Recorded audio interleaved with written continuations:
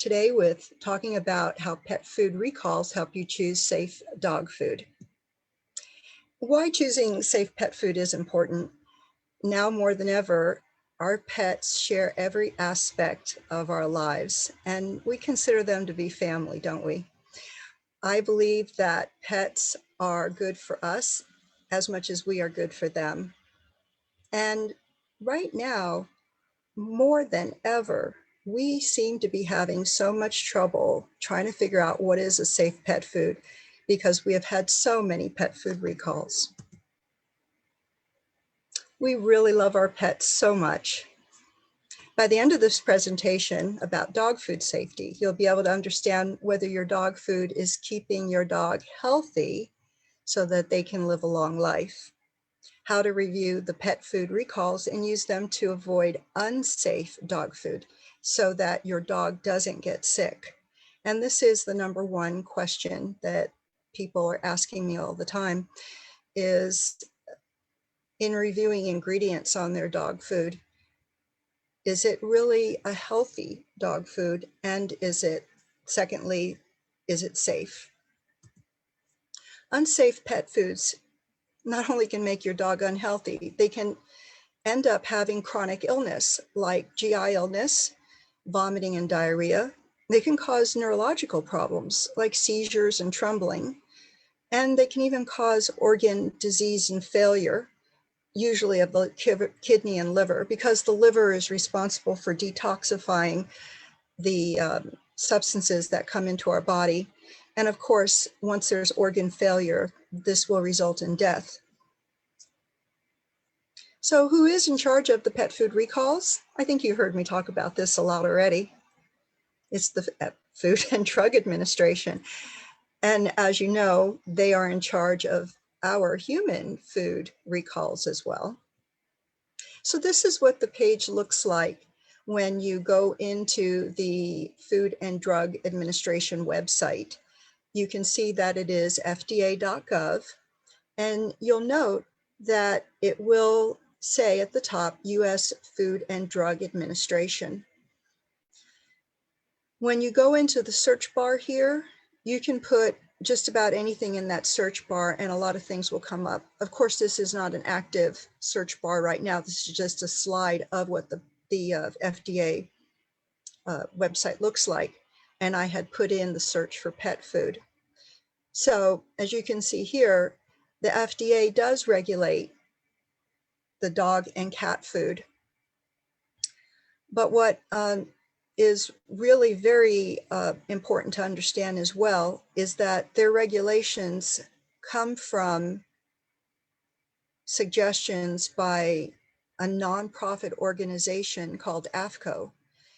So AAFCO has meetings every year where their constituents of their nonprofit organization hold these private meetings. Civilians are allowed to attend for something like $300 to $500 per person.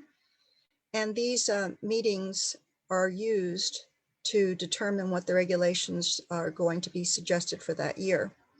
Most importantly, they also include the definitions of words. And I talked about this last week. For example, the word natural in the Webster Dictionary means one thing, but AAFCO has a different meaning for it. And you cannot find out what that meaning is unless you buy their proceedings from that year's convention. And then they have that as copyright material, so you are also not allowed to duplicate it or share it. The AAFCO regulations that were discussed for that year cost, I believe, $120 or $150. It's on their website. You can buy it if you want and read through there. It's very enlightening to see what they have determined as far as their definitions of words that are commonly used on labels. So who comprises the AAFCO? It is composed primarily of pet food companies. There are over 200 pet food companies right now. It also does contain, those meetings do contain some presence by the FDA. I believe they send one veterinarian over from the Center for Veterinary Excellence from the FDA. And it also contains any representatives from state regulatory agency for pet foods. So the state officers are not necessarily veterinarians. They are just officers within the pet food division. So veterinarians work at the FDA on behalf of both people and animals. In the veterinary world, veterinarians can go on and get a master's degree in public health. And that is because there are a great number of diseases and issues that affect both animals and people. So veterinarians are a perfect liaison for determining any different types of situations that are going on to the detriment of both people and animals. So the FDA veterinarians are located at the FDA Center for Veterinary Medicine, and they deal with every complaint that is submitted to the FDA via the FDA complaint portal. And I mention this because you can go to the fda.gov website, put in complaint, and it will bring you to the portal where you are allowed to submit your complaints about a particular pet food, as an example. And if you want to, you can go on to YouTube and watch the FDA Center for Veterinary Medicine YouTube video, and it discusses regulations, labels, recalls, and complaints about pet food. It's a very quick video, and it is very good. So I do urge you to look for that. How do unsafe pet foods get recalled? Now, this is the process of what would happen if you had an unsafe pet food in your home. So it would start out with you as the owner feeding unsafe pet food. And obviously this is purely by accident, a commercial food that you had bought and you went ahead and fed your pet.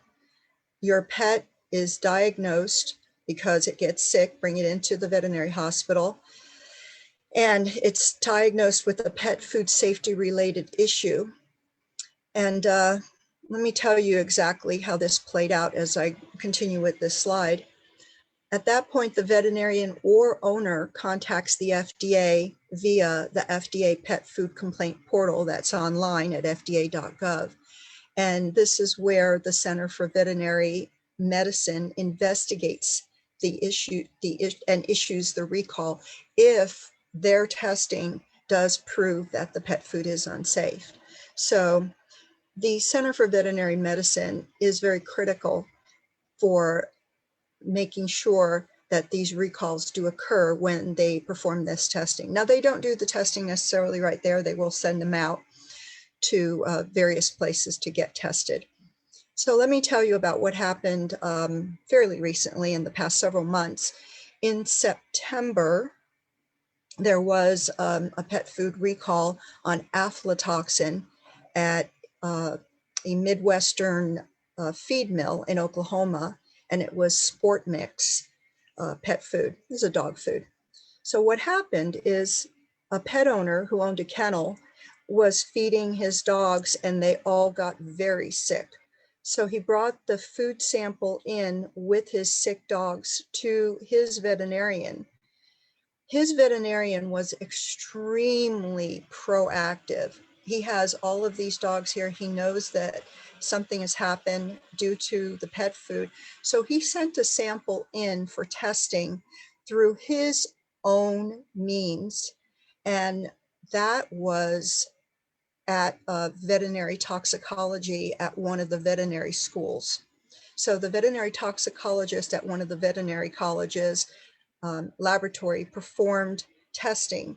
They had a suspicion as to what was occurring based on both the signs that the pets were showing and the ingredients that were in the food. so they could make some educated guesses as to what they should test for. Because just like anything, you can't send in a sample of a food and say, oh, test it for poison. You have to have an idea of which toxins, poisons you're going to be testing for, which bacterial agents you'll be testing for. So that toxicologist did ascertain that the pet food did contain corn that had been contaminated with an aflatoxin. And it was actually several aflatoxins.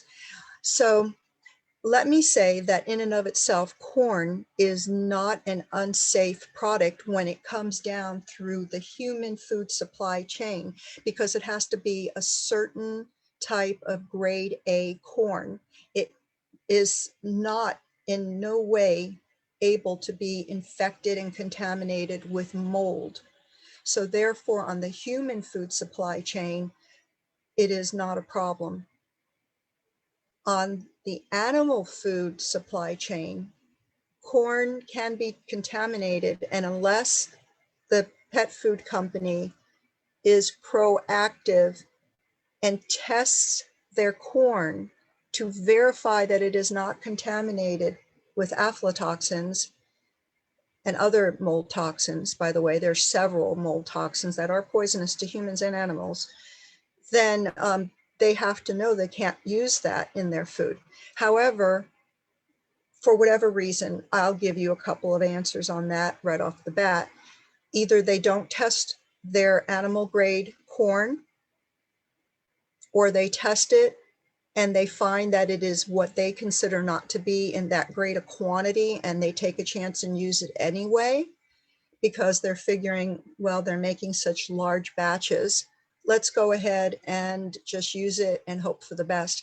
But the problem is toxins, mold toxins, are extremely poisonous, and they will result in the death of pets. So as I said, we'll go back to this veterinarian, and they made their phone call.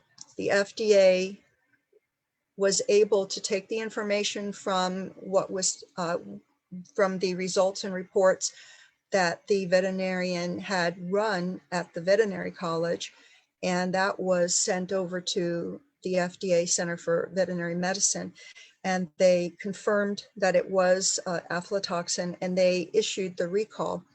So let me explain a little bit about recalls. This is not something where the FDA goes in and shuts down production. They do not fine the feed mill nor the pet food company. They do not go in there and constantly observe or run tests. All they do is contact them and strongly suggest that they issue that recall. So this is what occurred in September. Now, these recalls can go on for months, and they can take place over a wide variety of pet foods from different pet food companies.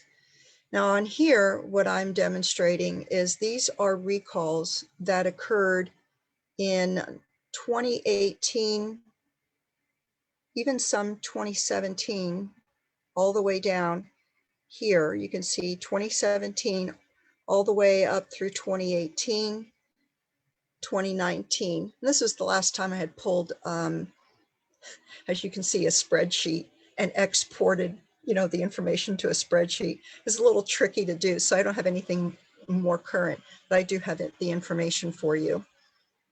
And this was the number of dog food recalls that occurred. And as you can see, it was extensive. Right here, it tells what the potential toxins were.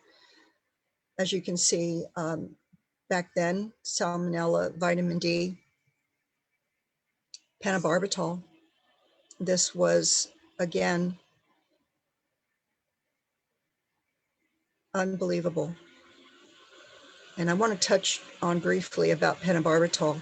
As you know, we euthanize animals, about all all species of animals are euthanized with pentobarbital, and that is done by veterinarians only. We're the only ones that have access to pentobarbital. And so typically euthanasia is done for backyard livestock, horses that are pets, of course, as well as dogs, cats, and other pets. So pentobarbital is not destroyed by rendering.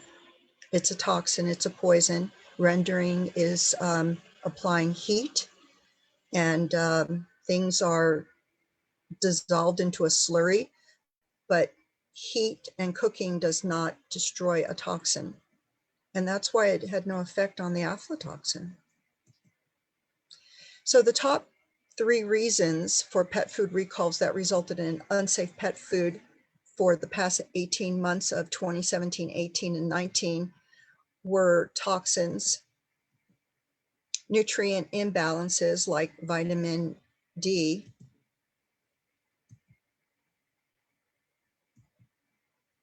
and bad bacteria was number 1 back in 2018, 2019.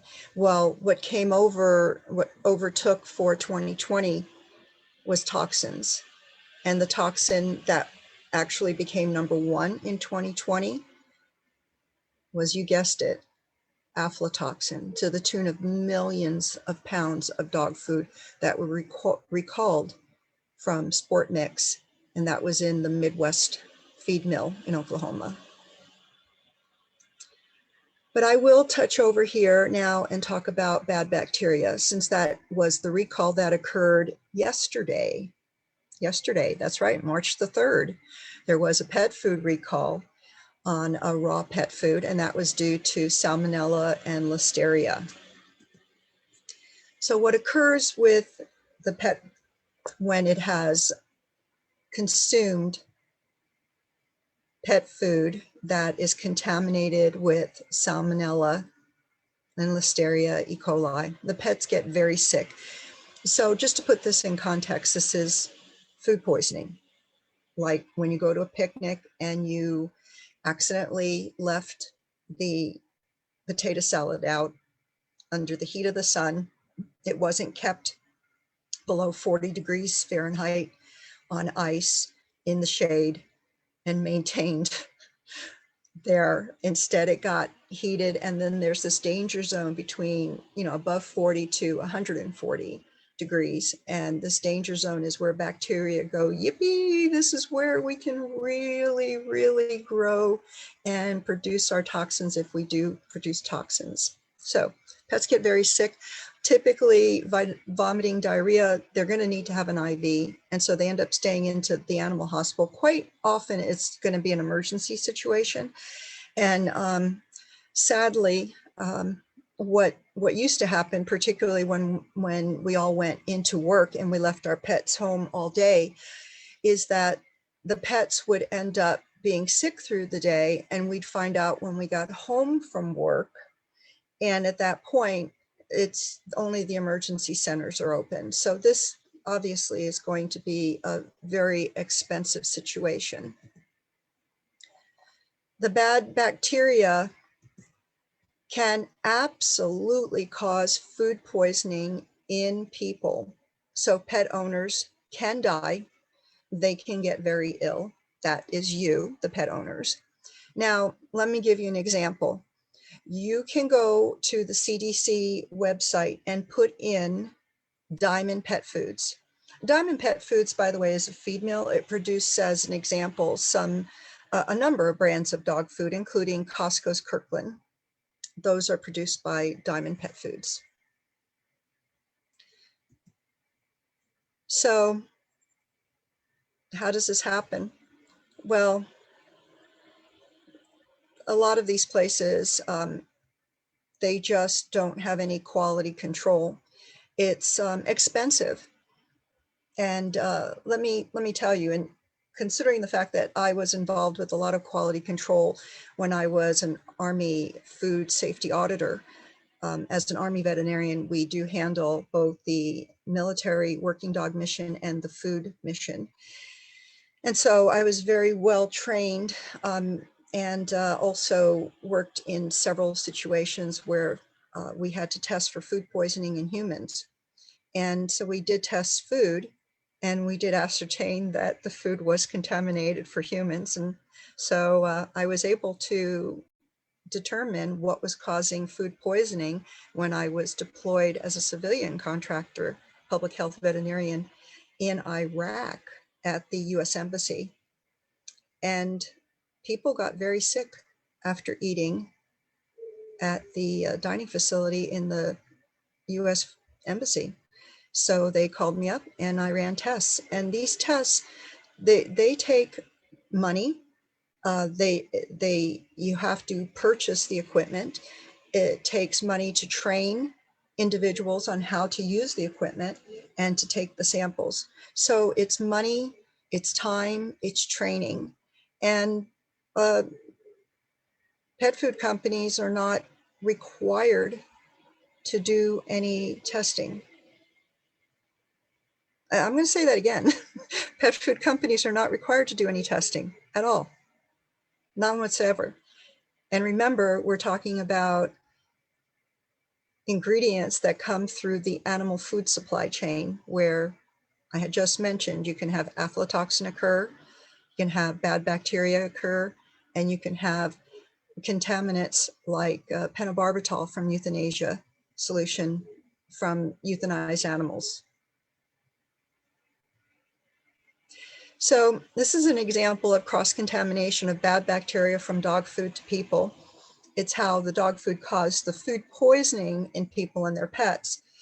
And as I said, go into the CDC website and you'll see a little search bar on the website, and you can put in diamond feed, and it will come up, and you'll be able to read how over the course of 8 months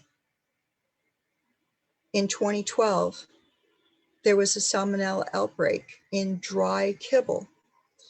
See, this is important because what we've been seeing is bad bacteria, particularly in raw pet food, commercial raw pet food.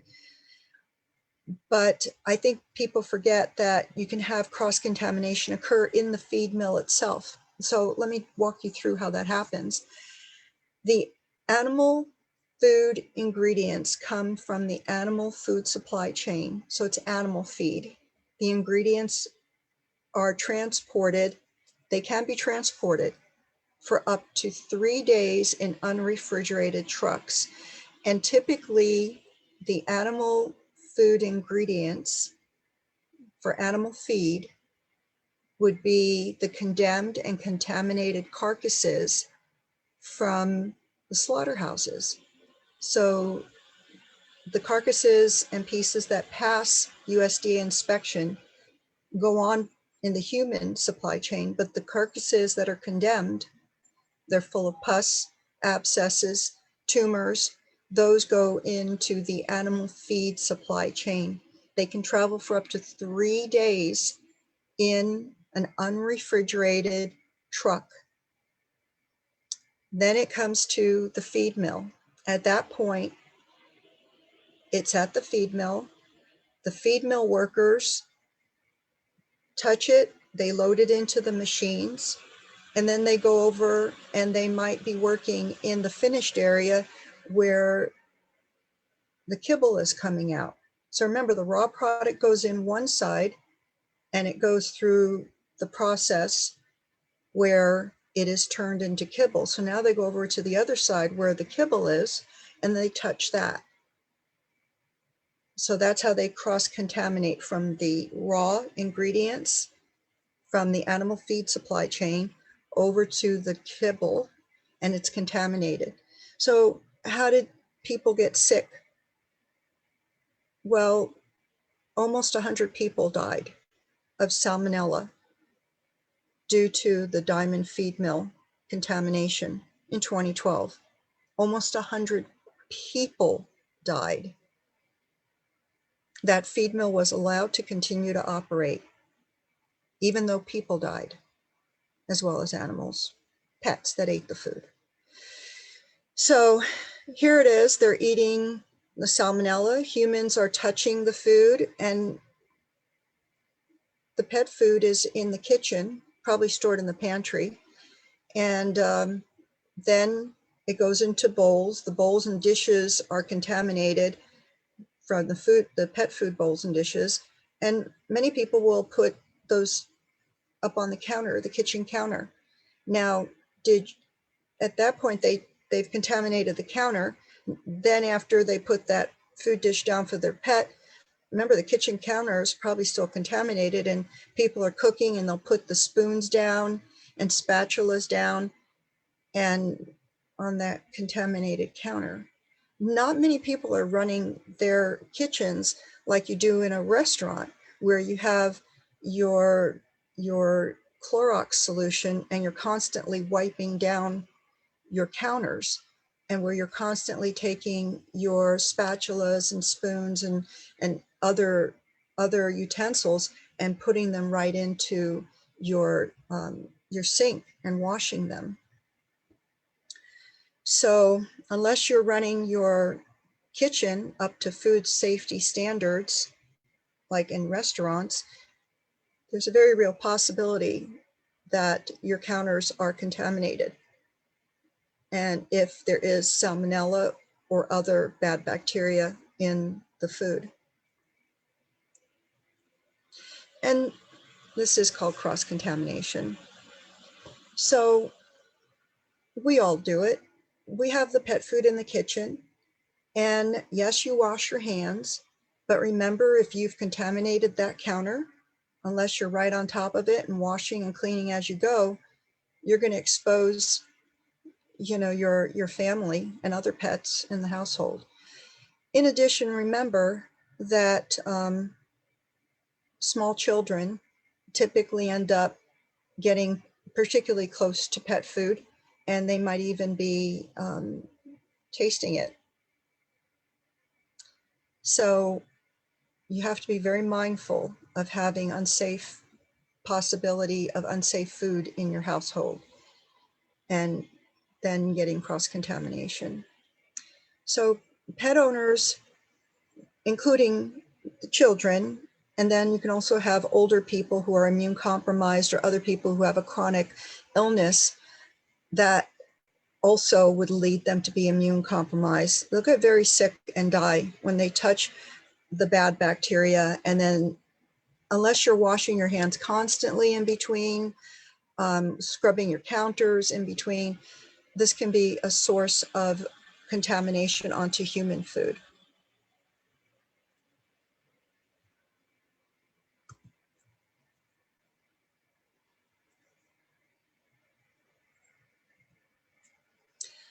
So commercial raw pet food diets have caused the most pet food recalls that have been related to bad bacteria, which I've referred to as food poisoning, the Salmonella, E. coli, and Listeria. And that's exactly what happened with the pet food recall yesterday. It was in raw pet food.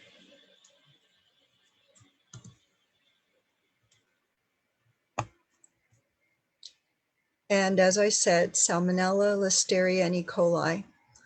I want to point out that E. coli does not always cause symptoms of poisoning in and of itself as a bacteria, because there are certain E. coli's that produce something called Shiga toxin.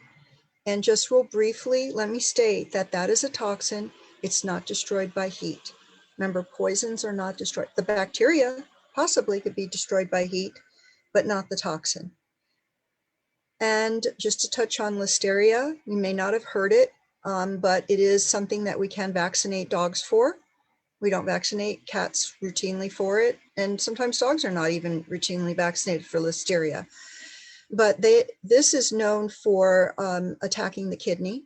And then, of course, Salmonella, which you've often heard of for food poisoning. I bet you, first thing you're going to say, I say Salmonella, you say poultry, chicken and turkey. We learned about this from when we're watching Food Channel shows, and they're talking about turkey preparation and cooking, and how we have Salmonella as the prime problem in raw poultry. So be aware, commercial raw diet can be a problem with a bad bacteria. And you know about food poisoning, it's exactly the same thing that happens in people. So even if you spent some time reviewing food poisoning in people, that will be enough for you to understand how to protect things in your kitchen. So, as I said, if the pet food manufacturer does not cook the ingredients and use heat to kill the bad bacteria, and if you don't cook the pet food either, the bad bacteria just continue to grow in the pet food. When you feed any raw meat to your dog, the chances are very high they'll get food poisoning. Small dogs like puppies and toy breeds, along with senior pets, are more at risk. The bacteria grow. Let's just put a word, like 100 million bacteria. 100 million bad bacteria in a small dog compared to 100 million bacteria in a large dog are a problem. You have to be aware that it is going to be more of an issue in small pets. The CDC advises pet owners not to feed a raw diet because they often contain bad bacteria. And again, these are commercial diets. I will tell you that a friend of mine did her master's for public health. She is a veterinarian. And of the over 100 samples of commercial raw pet food that she sent into the laboratory to get tested, only one came back that was not contaminated. Every other ones were contaminated with the bad bacteria.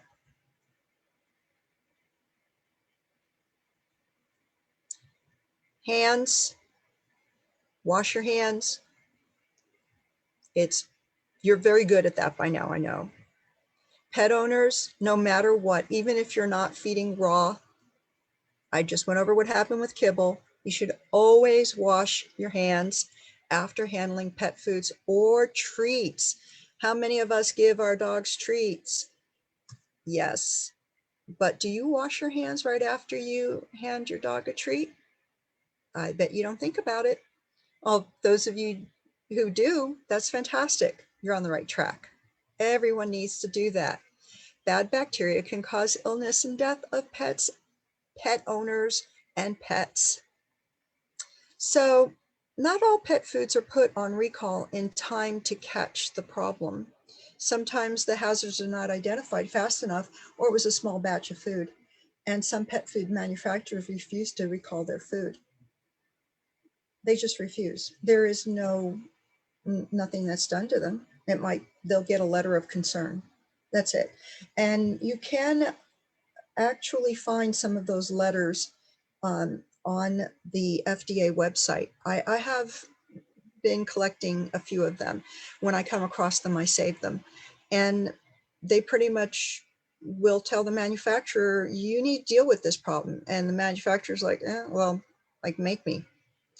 So I will say that those pet food manufacturers that do recall their food, they are doing the right thing. They are ethical about it. And I have to give them credit for that. But I have to say that if it continues on for weeks and months, then I just can't understand why they can't get it under control, because it is possible to get under control.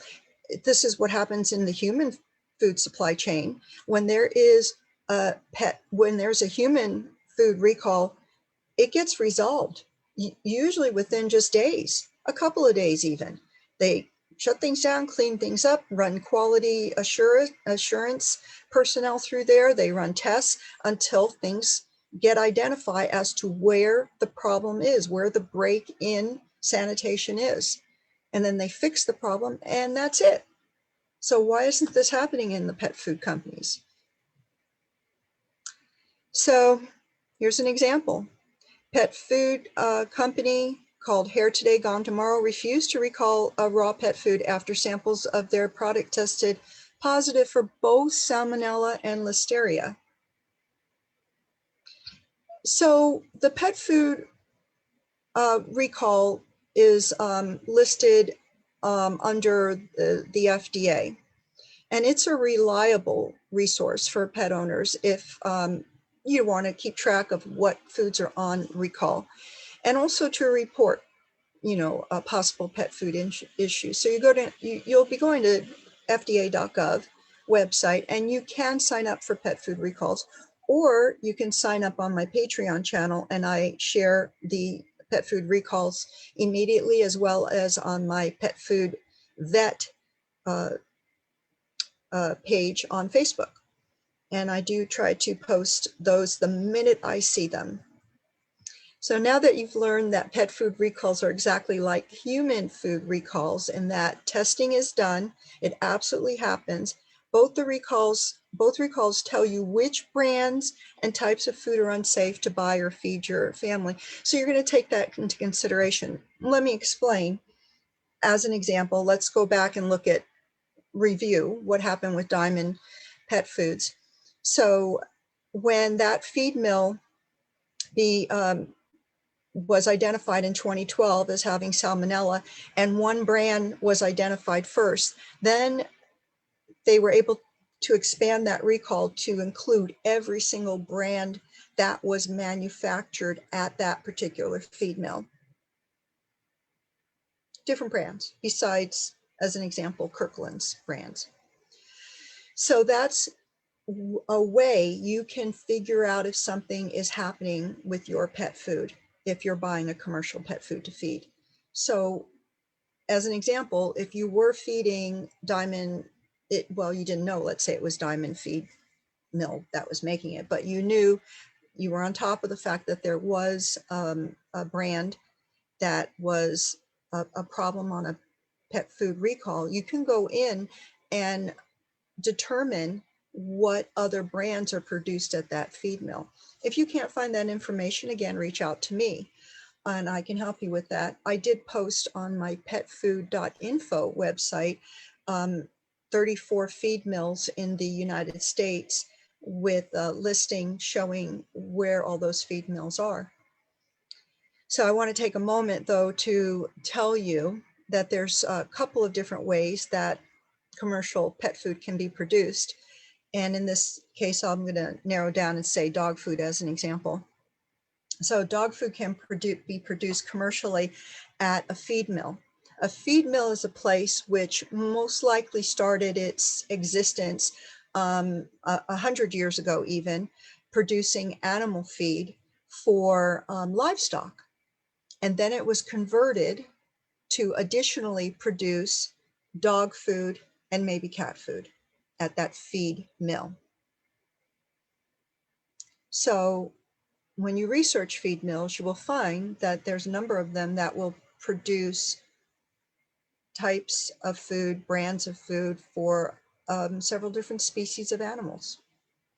So that's, again, an animal feed mill with their origin of ingredients from the animal food supply chain. And I'm making this very particular when I tell you, animal food supply chain provides ingredients to the animal feed mills.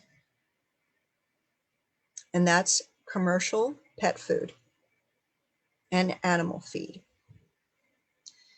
Pet food, dog food, can also be produced in a facility that was not ever a feed mill, but was created just to be a manufacturing facility only for that pet food company. A good example of that would be Purina. Purina, which would be a facility that had devoted itself to just making dog and cat food. And that's an animal, a pet food facility. It's not a feed mill, it's a pet food facility. In those cases, though, I will tell you, they still do use animal feed supply chain ingredients. So that's a little worrisome. Other than the fact, though, I can tell you that the bigger companies, the older companies like Purina, they typically do have quality control testing throughout their entire process. And they will test product before it goes out as well. Of course, it's still animal feed origin. Now, I say this because I know all of you are so good about reading the labels. I talk with my friends and clients, and when they tell me about a pet food, the first thing they do is they pick up the bag, they turn it around, and they start reading the label to talk about the ingredients. But those ingredients come from the animal feed supply chain. They're inherently contaminated. So unless you're dealing with a company that is testing, quality control testing throughout the process and catching any potential contaminants, and they have to test for everything, not just bad bacteria. They have to remember, oh, I better test for vitamin D toxicity. I better test for aflatoxins, and there's several different toxins. I better test for pentobarbital. And remember, that's how we started this whole conversation about what do we test for? It cannot be a situation where they're just testing like for everything. They have to be extremely specific, because remember that it's not like they're feeding it to an animal and it's showing certain types of signs so they can have a clue what to test for. They just have to be vigilant and ethical about testing for everything at different points through the process. Who do you trust? That's my question. Who do you trust to do that? Well, that's what the recalls tell you. They tell you who has been having problems, what type of food has been having problems, what types of places are producing the food. Is it feed mills or is it at the pet food facilities? Feed mills where you're seeing the recalls, or pet food facilities? Look at those recalls and find out. The third place that your food can be produced at is at a human grade kitchen. And this would be a commercial kitchen where, for example, your food could have been made. Let's say your pasta was made at this certain commercial kitchen, and it's this really cool pasta that this person came up with this design and ingredients, and then they produce the pasta at certain times during the week, and other times during the week that commercial kitchen could be used to produce a commercial pet food with human origin supply chain foods. Not animal feed, human food supply chain. So this is the products that passed the USDA, that was carefully taken care of as if it was going for human food, and it ended up at this commercial kitchen where the recipes were put into place, all the ingredients were sourced from human food quality supply chain, and it made a food that is safe for your pet to eat. And by the way, in that human quality kitchen, in order for it to be USDA inspected, it has to have quality control done there. So this is an example of a food that would be safe. I rarely see any pet food recalls from those human food supply chain foods that are produced in human quality kitchens, except when there's a human food recall. So what's some of the human food recalls that we've seen through the years? Well, one thing that's fairly common is ground beef and E. coli. If that happens, then these companies need to go and check their sources for their human food quality, and they have to make sure they're testing as well, which they do in the commercial. So it's extremely rare that anything gets through on the human food side, and if it does, they do a recall. As a pet owner, you're the most important part of ensuring the safety of your pet's food and the well-being of both pets and your family. The pets rely on you. And above all, as pet parents, you want to have healthy pets to spend their lives with you. So keep your pets and your family healthy in 3 easy steps.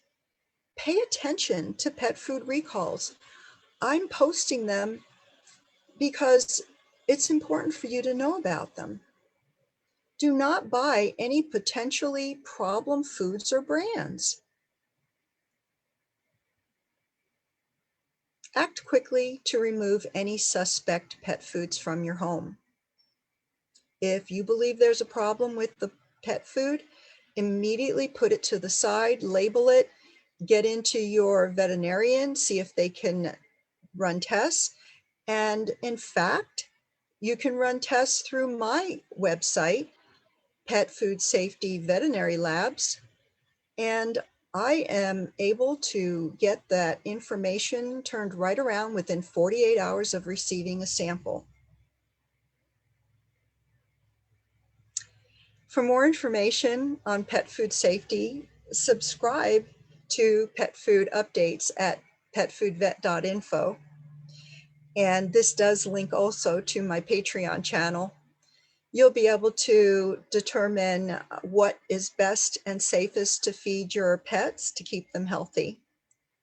And I hope that you will feel like you can reach out to me anytime to take care of things for your pets. I want you to know that I'm here for you and your pets.